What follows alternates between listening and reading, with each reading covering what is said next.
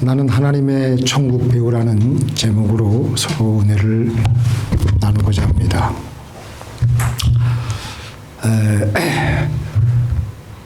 하나님께서는 천지를 창조하시고 마지막으로 사람을 만드시고 나서 우리는 흔히 착각을 하기 쉬운 게 하나님은 뒷짐지고 하나님과 우리는 더 이상 관계가 없다라는 생각을 하고 살아갑니다.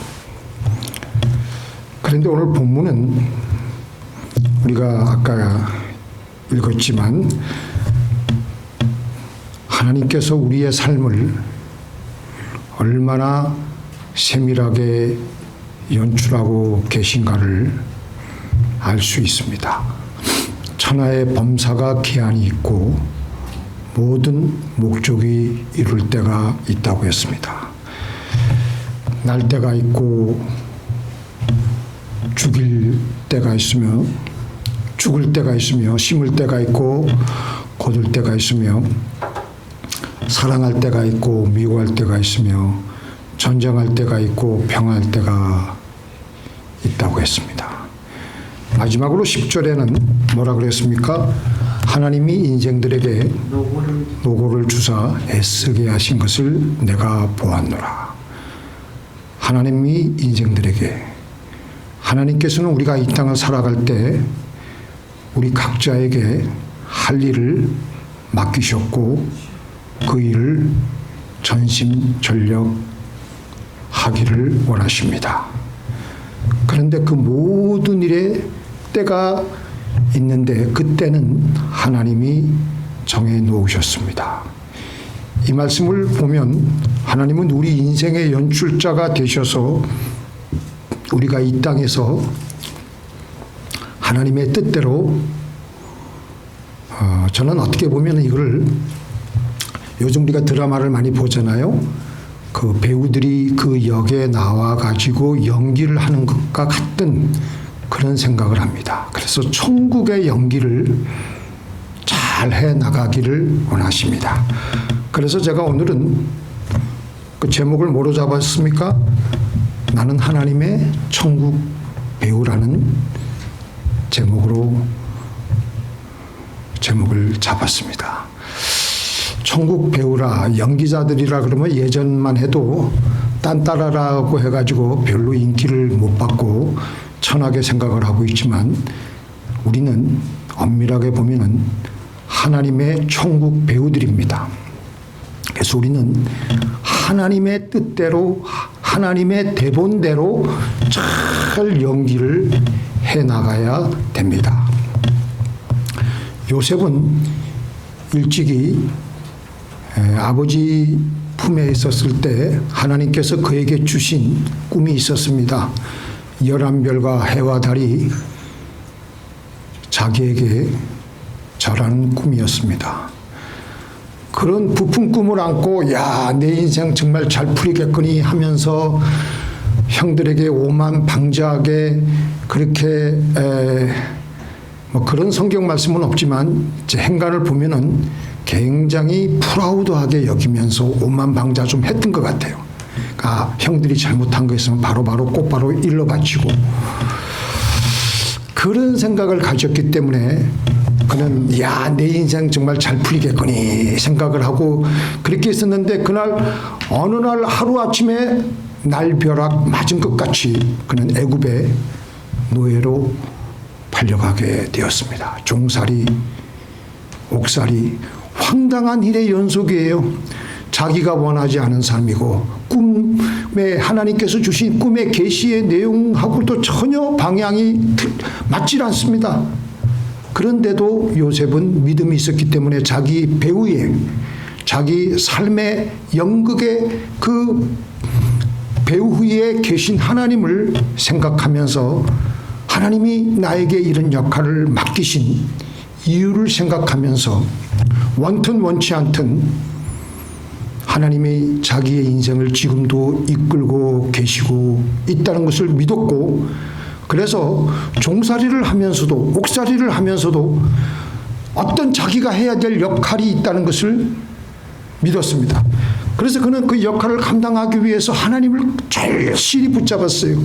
그래서 성경 말씀 보니까 창세기 39장에 보면은 하나님이 요셉과 뭐 했다고요?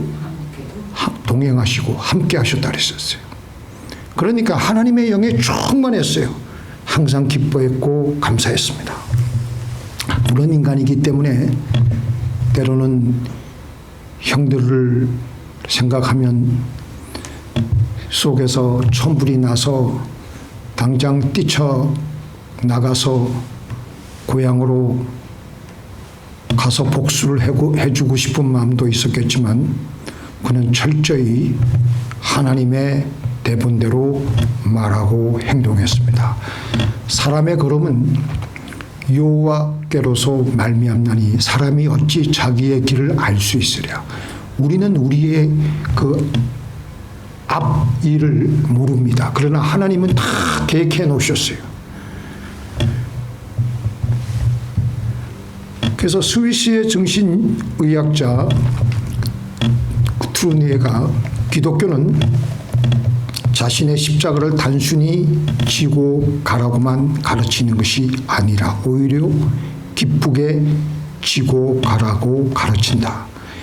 기독교는 단순히 자기 운명을 받아들이라고만 가르치는 것이 아니라 오히려 자기 운명에 대해서 그것이 힘들고 가슴 아픈 일이라고 할지라도 사랑하라고 가르친다. 자기 운명을 사랑하고 자기 십자가를 지고 기쁘게 걸어가라고 기독교는 가르친다. 그래서 요셉은 애굽의 노예로 팔린 일도 철저하게 하나님의 뜻이라고 믿었고 자기의 주어진 삶에 자기 마음대로 본성대로 자기 하고 싶은 대로 인생을 살지 않았습니다. 그는 매 순간 하나님과 동행하며 하나님 이럴 때는 어떻게 할까요? 하나님께서 주시는 말씀대로 하나님께서 주시는 대본대로 살았습니다. 국무총리가 되고 났습니다. 국무총리가 요셉이 몇 살이 되었습니까? 성경 퀴즈. 17살에 애굽으로 팔려갔잖아요. 근데 요셉이 국무총리가 된 그 나이가 30살이었어. 30살. 30살이 되어야지만 국무총리가 될 수 있는 그 나이입니다. 국무총리가 되었습니다. 이제 국무총리가 돼서 얼마나 고향 땅을 밟고 싶겠어요. 근데 하나님의 인도하심이 없으니까 그는 고향 땅으로 가지 않고 때를 기다렸습니다. 때를 기다렸더니 형들이 오히려 그에게 찾아오는 것이었습니다.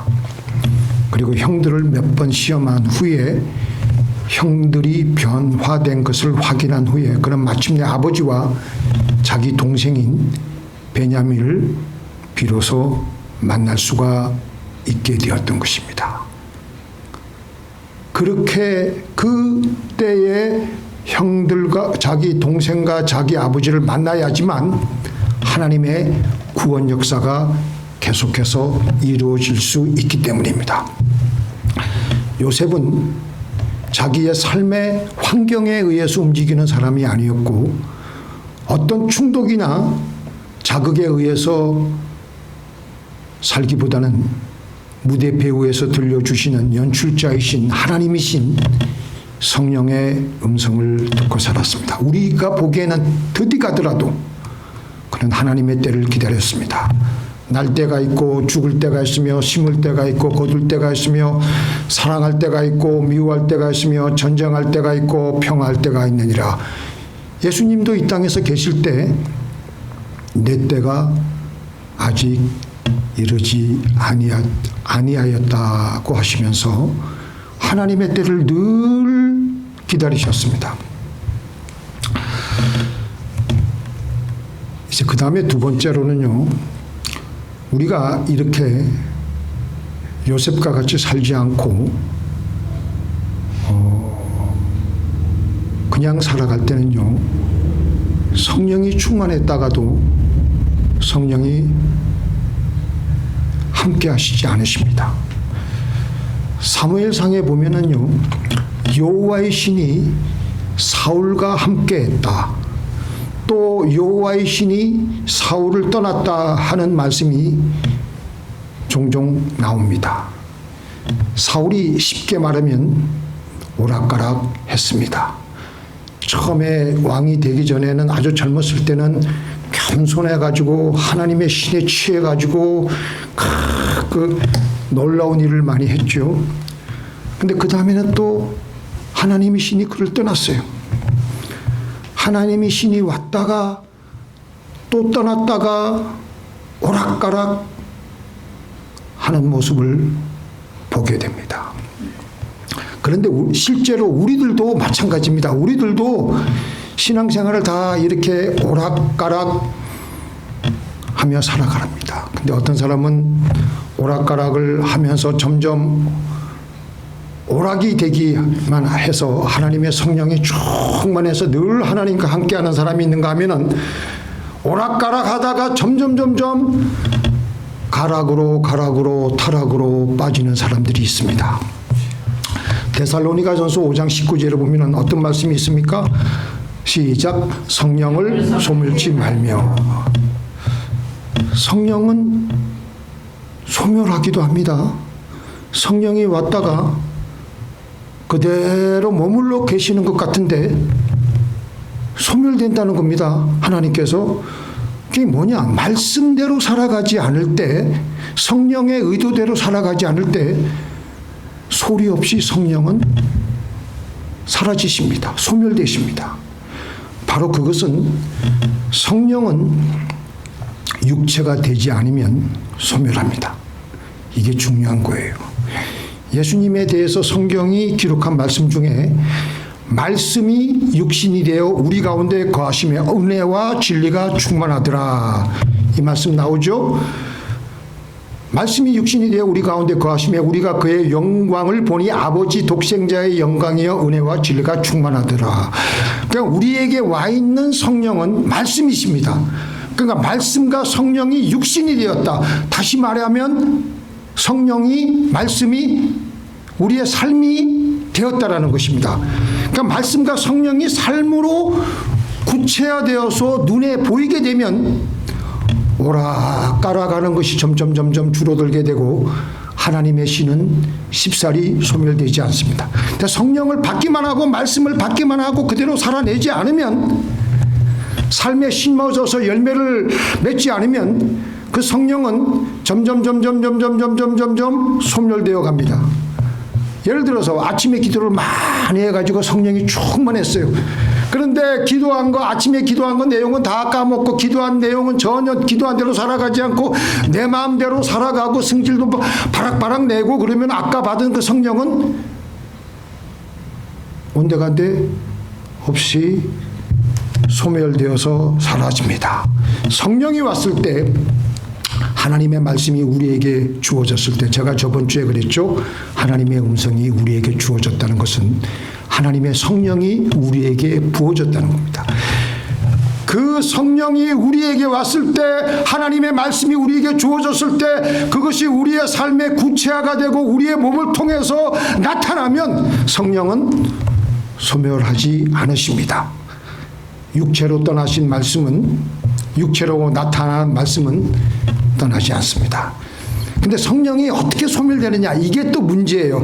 성령은 단번에 우리가 눈치챌 정도로 그냥 바켓스에 물이 그냥 험박 그냥 바로 그냥 그 쏟아져 나가면은 우리가 눈치를 채가지고 조심할 텐데, 성령은 어떻게 나가냐면 소리 없이 조금씩 소리 없이 나가시기 때문에 우리가 성령이 소멸되는 줄을 모르고 내 마음대로 내 본성대로 살아가는 겁니다.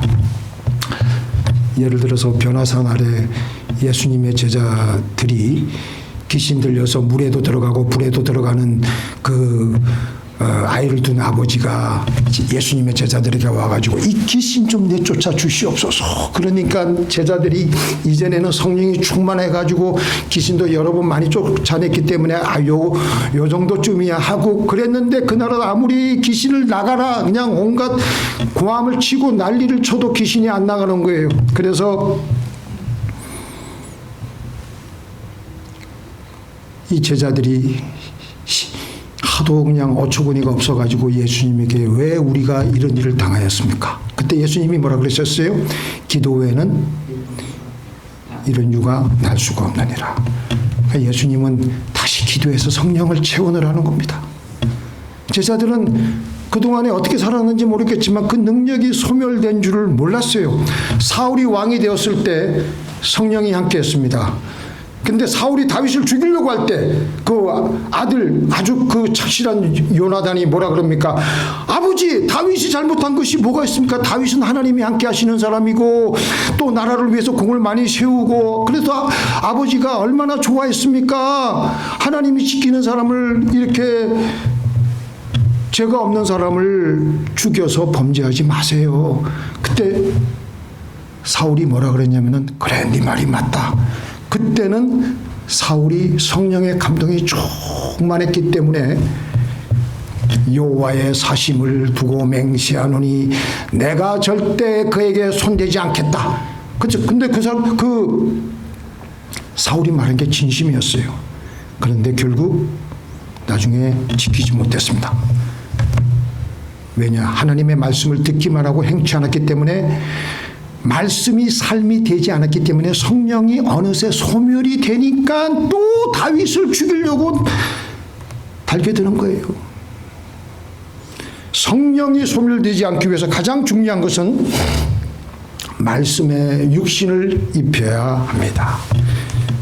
성령이 육체를 입으면요, 소멸되지 않습니다. 영이 육체를 입지 못하고 영으로만 있으면, 마음으로만, 생각으로만 있으면 성령은 유지가 되지 않으며 결국 소멸됩니다.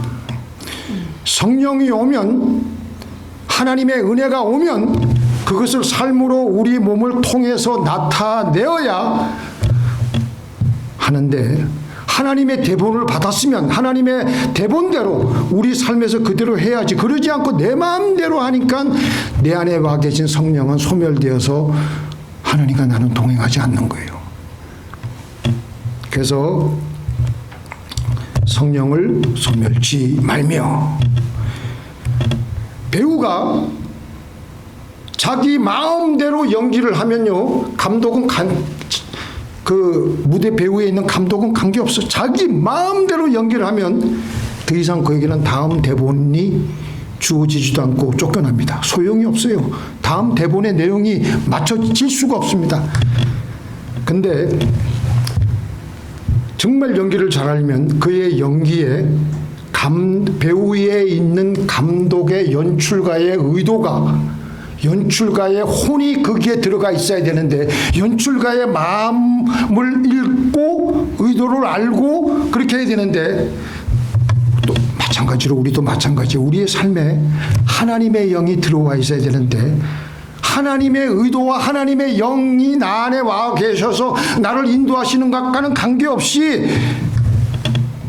하다 보면요, 우리는 쫓겨납니다.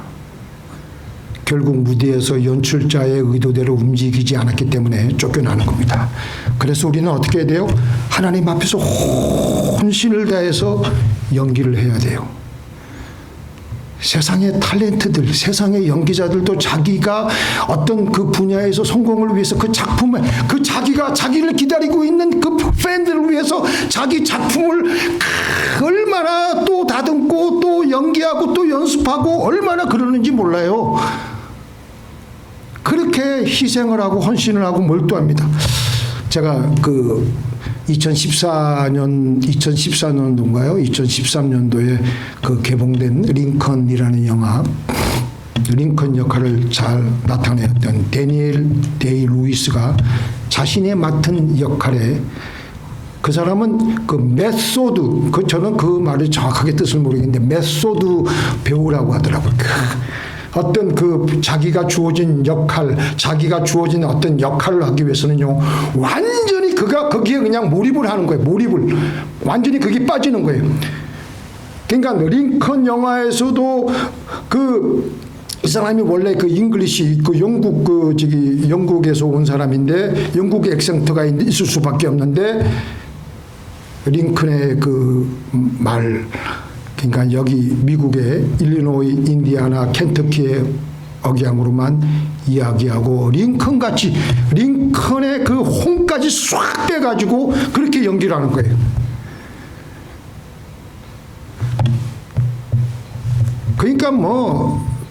그러니까 어떤 사람은 그 데니엘 데이 루이스를 보고 링컨의 그 혼을 링컨의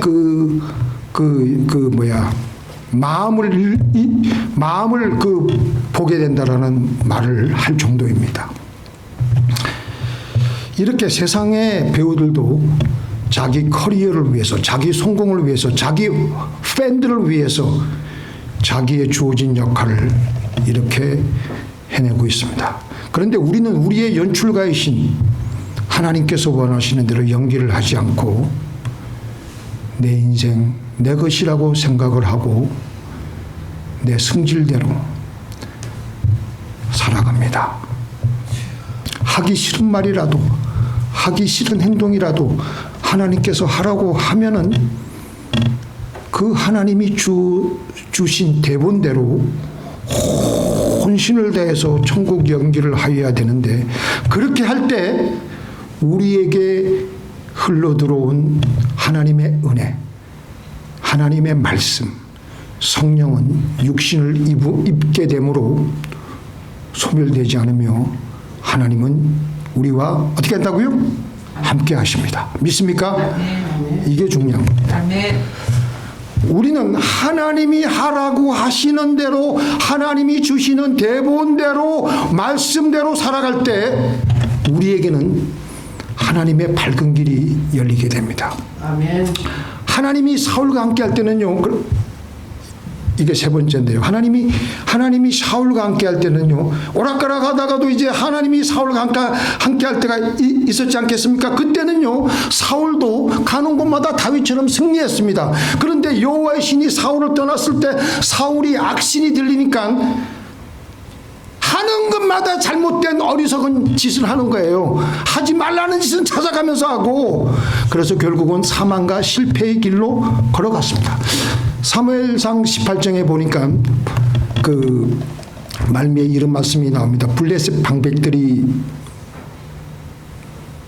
이스라엘 그 내각 회의에 참석했을 때 그들을 대처하는 능력이 다윗이 사울의 어떤 신하보다 뛰어났다고 했습니다. 당연히 하나님이 다윗과 함께 하시니까 다윗이 지혜로울 수밖에 없는 것이죠. 결코 어리석을 수가 없는 겁니다. 하나님이 함께 하실 때 우리에게는 하나님의 지혜가 생깁니다. 하나님의 영이 우리와 함께 하면요, 우리는 하나님의 지혜로 인생을 살아가는 겁니다. 하나님의 지혜는 뭡니까? 여호와를 경외함이 지혜의 근본이라. 그의 계명을 지키는 자는 다 훌륭한 지각을 가진 자이니 여호와를 찬양함이 영원히 계속되리로다. 하나님의 지혜가 뭐예요? 그의 계명을 지키는 것이, 그러니까 하나님의 말씀대로, 하나님의 대본대로 말하며 살아가는 것이 하나님의 지혜인데, 사울이 하나님을 떠나니까 하나님의 지혜가 없으니까 자기 마음대로 살아가는데 하는 것마다 어리석은 짓을 하고 하는 것마다 자기 죽을 무덤을 파고 있는 겁니다. 그 중에서도 사울이 가장 큰 어리석음이 뭐냐면요, 하나님이 함께 하시는 다윗을 미워하는 거예요. 그게 가장 큰 어리석음이에요.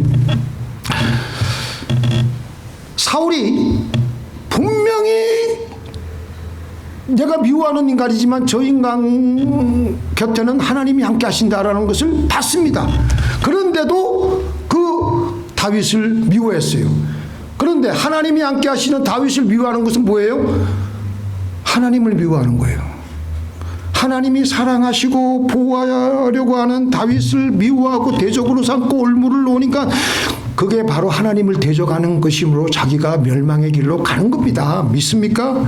우리들도 잠시 시기심이나 미움 때문에 다윗을 미워하고 그럴 수는 있지만 우리는 항상 다윗이라고 생각하지 말고 내가 사울이라고 생각을 해볼 필요도 있어요. 내가 사울 왕. 하나님이 다윗과 함께 하시네. 근데 내가 저놈의 새끼 때문에 내가 미워 죽겠어. 근데 내가 이렇게 미워하면 안 되지. 하나님이 함께 하시니까. 그렇게 하려고 하지 않겠어요? 그게 지혜인데. 제가 요번에 조그만 간증을 하나 하겠습니다. 요번에 제가 노예에서 어떤 일 때문에 우리 노예 저보다 조금 선배인데 서로 전화상으로 논쟁이 있었습니다. 한 격렬하게 한 10분간 서로 그냥 자기의 주장과 고집을 서로 하고 저도 엄청 실망하고 제 자존심까지 그냥 다시는 저 사람을 이제는 보지 않겠다. 그리고 이제 그냥 그 전화상으로 소리도 막 지르고 서로 이제 그래가지고 그 소리는 제가 크기 때문에 제가 더 많이 질렀던 것 같아요. 그래가지고 이제 언쟁을 했는데 저녁에 또 기도 시간이 돼서 기도를 하려고 하니까 기도가 안 나오는 거예요. 그게 참 문제입니다. 그런 상태에서는요 5분도 기도가 안 되고 하나님께 하는 기도마다 하늘에 상달이 되지 않고 올라가질 못하고 땅에 떨어지는 거예요. 여러분들 그런 느낌 다 아실 거예요. 기도를 못하니까 그냥 기도가 막히니까 살 수가 없잖아요. 그래서 그 다음은 바로 전화해가지고 또 하나님께서 그런 감동을 주시는 것. 빨리 하해라. 그래서 비록 저분이 무례한 월권 행위를 해도 하나님이 저분도 사랑하시며 함께 하시는구나. 그래, 눈 질끈 감고 화해를 하자. 근데 하나님께서 그렇게 가르쳐 주셨지만 사실은 그 당시에 이거 쪽팔려서 이거 어떡하나 그런 생각이 드는 거예요. 그래도 먼저 화해 요청을 하니까 상대방이 오히려 놀라는 거예요. 그래서 처음에 말씀드려 전화하기가 힘들었지만 그래도 용기를 내서 하니까 지금은 다시 관계가 회복이 되고 좋아졌습니다. 다시 기도하니까 하나님의 기름 부으심이 임하는 것을 느꼈고요. 하나님께 기도를 요새 잘하고 있습니다. 우리가 인생을 살다 보면 어려운 일이 있고 앞이 캄캄하게 아무것도 보이지 않을 때가 있습니다. 그때 우리는 작정하고 하나님 앞에 나아가서 옆에 노트와 펜을 가지고 기도하는 겁니다. 자, 우리 한번 볼까요? 우리 한번 같이 읽겠습니다. 사람들이 시작. 사람들이 너희를 끌어다가 넘겨줄 때에 무슨 말을 할까 염려치 말고 무엇이든지 그 시에 너희에게 주시는 그 말을 하라. 말하는 이가 너희가 아니요 성령이시니라. 밑에 거도요. 시작. 너는 범사의 그를 인정하라. 그리하면 그가 내게를 지도하시리라. 하나님이 우리가 인생 살다가 앞이 캄캄하고 사방이 칠흑같이 절벽 같은 절망으로 둘러싸여졌을 때 작정하고 여러분들 하나님께 펜하고 노트를 들고 나가시기 바랍니다. 그때 간절히 기도하면요 하나님께서 생각나게 해주시는 말씀도 있고 하나님이 어떻게 하라는 생각을 반드시 집어넣어 주십니다. 그런데 보통 그때 우리에게 주시는 하나님의 말씀과 생각은요, 하나님이 주시는 대본이 있잖아요. 그건 내가 내 본성대로 살고 싶은가 하고는 정반대로 가기 싫고 하기 싫은 좁은 길이에요. 믿으세요? 그때 또 기도하며 하나님 나를 이기고 말씀대로 살 수 있게 도와주세요. 그것은 좁은 길을 가는 것과 같고 세상을 거꾸로 역행하는 것과 같고 망하는 것과 같지만 그 길을 조금씩 헤쳐나오면 마침내 하늘 가는 무슨 길이? 밝은 길이 나온 겁니다. 하늘 가는 밝은 길이 내 앞에 쫙 펴지는 거예요. 믿습니까? 아멘. 자, 우리 같이 읽어보겠습니다. 시작. 저희는 눈물 골짜기로 통행할 때에 그것으로 많은 셈의 곳이 되게 하며 이른 비도 은택을 입히나이다. 저는 힘을 얻고 더 나아가 시온에서 하나님 앞에 각기 나타나리이다. 하기 싫어요. 눈물 골짜기로 통행할 수밖에 없는데 그래도 조금씩 힘을 얻고 더 나가면은 마침내 시온의 대로가 열리고 시온에서 하나님 앞에 각기 나타나게 하시는 일을 우리는 보게 됩니다. 이 세상은 하나님께서 설비해 놓으신 우리를 위한 인생의 무대입니다. 하나님이 의도하시는 대로 우리는 하나님의 말씀대로 살아가며, 그래서 하나님과 동행하며 성령이 소멸되지 않게 하여서 하나님과 성령과 동행하며 살아가시는 저와 여러분이 되시기를 예수님의 이름으로 축원드립니다. 자, 기도